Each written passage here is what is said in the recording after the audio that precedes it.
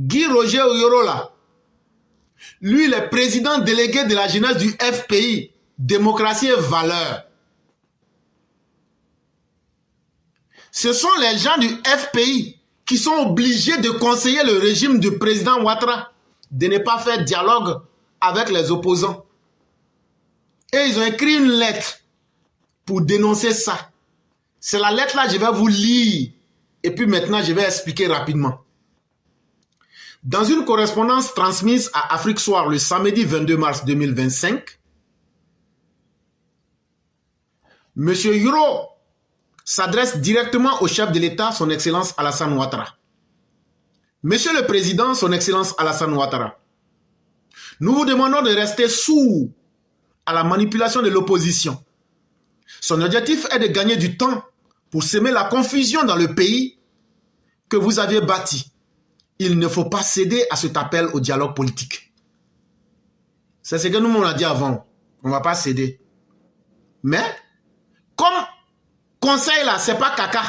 Quand quelqu'un te donne conseil, même si c'est ton enfant là, tu écoutes.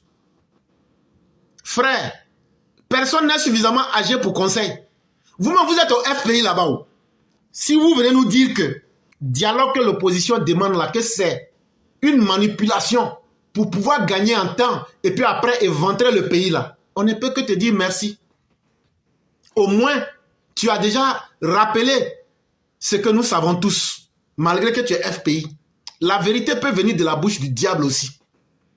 Le diable là peut dire la vérité. Et quand le diable dit la vérité là, tu es obligé d'accepter. Selon Guy Roger Yoro, les dialogues politiques passés ont souvent été à l'origine des crises majeures en Côte d'Ivoire. Il cite notamment les événements de 2000 et la crise post-électorale de 2010 qui auraient été alimentés par des accords politiques hasardeux. Il dit toujours, quand on fait accord politique là, ça se termine toujours mal. Ça se termine par des crises, ça se termine par des morts d'hommes en Côte d'Ivoire là-bas. Il dit, il prend l'exemple de 2000, les événements en 2000. Et puis il prend les événements de 2010.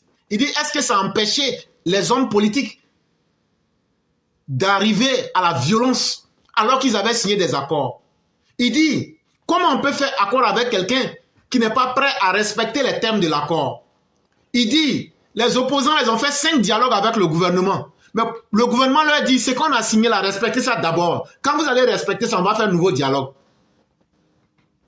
Et c'est la seule solution.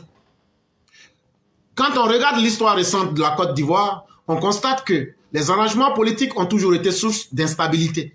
En 2000, le charnier de Yopougon a été orchestré après un dialogue entre Guy Robert et Laurent Gbagbo. En 2010, la crise post-électorale est née des accords de Ouagadougou entre Soroguium et Laurent Gbagbo. Il fait également un parallèle avec la situation électorale en 2015 qu'il juge plus stable en raison de l'absence d'arrangement politique. Il dit, mais c'est que lui, il est en train de dire là, lui, il est un enfant, hein, mais lui, il donne conseil au président de la République. Il dit, président, souvent vous êtes au palais là-bas, là. Vous ne connaissez pas ce que nous, les villageois, nous, on connaît. Hein. Il dit, chaque fois qu'on a vu les politiciens signer des accords à la veille des élections, là, il dit toujours, il y a mort d'hommes et puis il y a violence dans ces élections-là. Il dit, il prend 2 exemples. En 2000, là, est-ce que Guillaume Robert et Gbagbo n'avaient pas signé des accords dans le dialogue? Mais ça s'est terminé par quoi? Par le charnier de Yopougon. Il dit, en 2010, là, est-ce que Gbagbo et puis Soroguium n'avaient pas signé les accords de Ouaga? Mais ça s'est terminé comment? Crise post-électorale. Il dit, Alassane Ouattara, en 2015, là, est-ce que tu as signé dialogue ou bien tu as fait dialogue politique avec quelqu'un? Ah, là où il n'y a pas de dialogue politique, les élections se passent bien. Et donc, c'est ce qui a fait que les élections en 2015 se sont bien passées parce qu'il n'y avait pas eu d'arrangement politique. Il dit de te dire ça.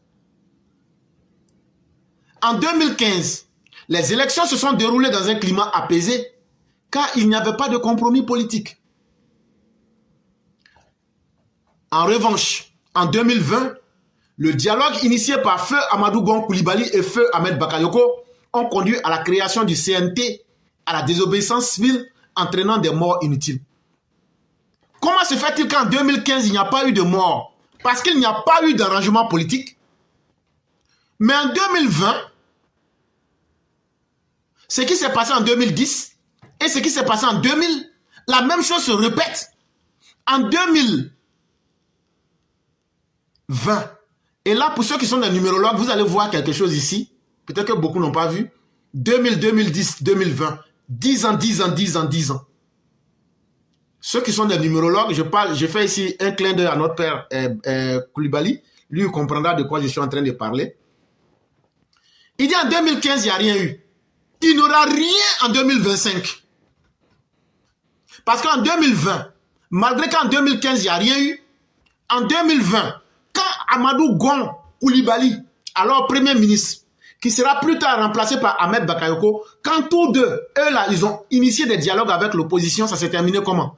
Ça s'est terminé par la création du CNT, par la désobéissance civile et par la mort des Ivoiriens. Donc l'expérience veut qu'on retienne quoi? Quand il n'y a pas de dialogue, chacun sait là où il va et puis les choses se passent bien. Mais quand on fait dialogue politique, on crée les conditions pour soumettre les Ivoiriens à la mort.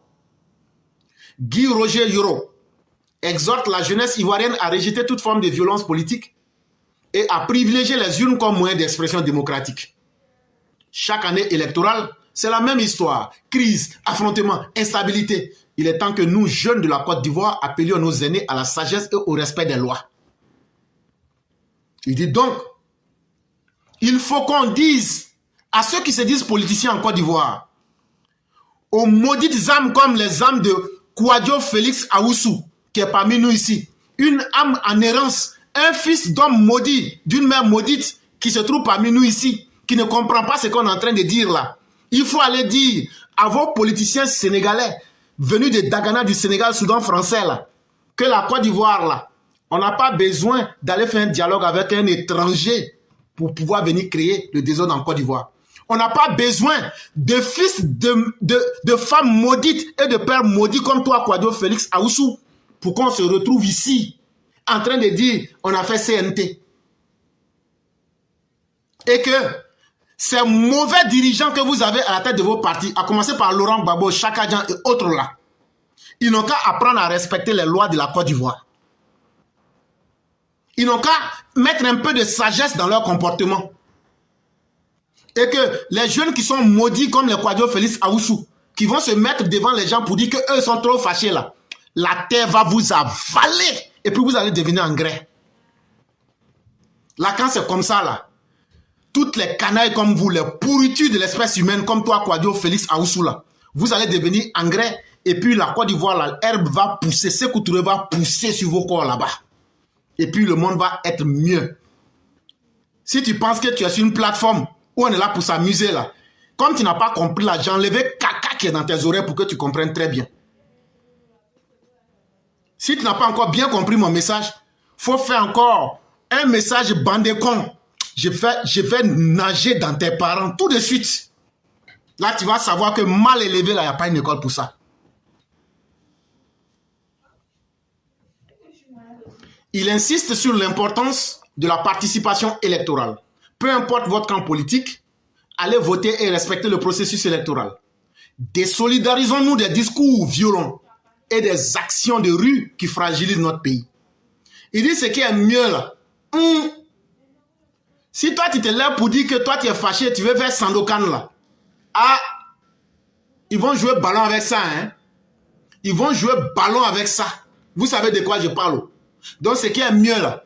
Si tu penses que tu es fâché, que tu n'aimes pas Ouattara là, il faut aller voter contre Ouattara. Mais si tu penses que toi, tu n'es pas inscrit sur la liste électorale, mais toi tu es trop fâché, c'est dans le gourou là, toi tu vas avoir ton bonheur là. Ah, apprêtez-vous cette année là, ce qui est prêt pour vous attendre là, c'est Dieu seul qui connaît. Mais c'est vous-même vous êtes en train de vous blaguer. Sinon Dieu même connaît. Donc là, si tu es vraiment fâché là, quel que soit ton bord politique, va voter contre Ouattara. C'est tout. Pour le président délégué de la jeunesse du FPI Démocratie, il n'y a pas d'alternative au respect des règles démocratiques. La démocratie là, c'est pas quelque chose de vide. C'est notre comportement qui crée la démocratie. Si on a des comportements antidémocratiques, il n'y aura jamais d'élection démocratique. Quand on ne peut pas respecter le verdict des urnes, il ne peut pas avoir d'élection. quand il n'y a pas la capacité à respecter le peuple, vous allez continuer à penser qu'en mentant au peuple, c'est ce qui va vous donner le pouvoir. C'est ça qui est le manque de démocratie. Celui qui ne peut pas figurer sur la liste électorale ne doit pas y être. Donc là, il dit, c'est très bien qu'on a enlevé le nom de Gbagbo. Et c'est très bien qu'on va enlever le nom de Chaka Diop. Parce que si tu es un étranger qui a menti aux Ivoiriens, on va enlever ton nom. Donc vous les gars du PDCI là, votre joie là, on va mettre une fin à ça rapidement. Le contentieux là, on connaît, ça a commencé le 22, ça va finir le 5 avril. Les résultats vont tomber, on va voir. Celui qui n'est pas éligible ne doit pas être éligible. Si tu as volé comme Laurent Gbagbo et puis on t'a mis en prison là, et puis tu es en train de bénéficier des avantages de ton vol et puis de subir aussi les conséquences dans ton corps là, ça s'est collé sur toi comme caca. Il n'y a pas quelqu'un qui va enlever. Fini les arrangements politiques qui bloquent notre développement. Il n'y aura aucun arrangement ici. Il n'y aura aucun arrangement demain, même si vous créez une rébellion. Il conclut en affirmant que la Côte d'Ivoire a progressé depuis 2011 grâce à la fin des compromis politiques.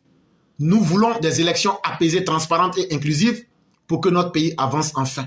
Il dit depuis 2011, là, quand on a arrêté tous les waïkos pour nous mettre au travail, là, il dit est-ce que la Côte d'Ivoire n'a pas évolué? Il dit non, si la Côte d'Ivoire a évolué là, pourquoi on va se mettre là pour dire que sans dialogue politique, la Côte d'Ivoire ne va pas évoluer? Il dit de passer à autre chose, ouais.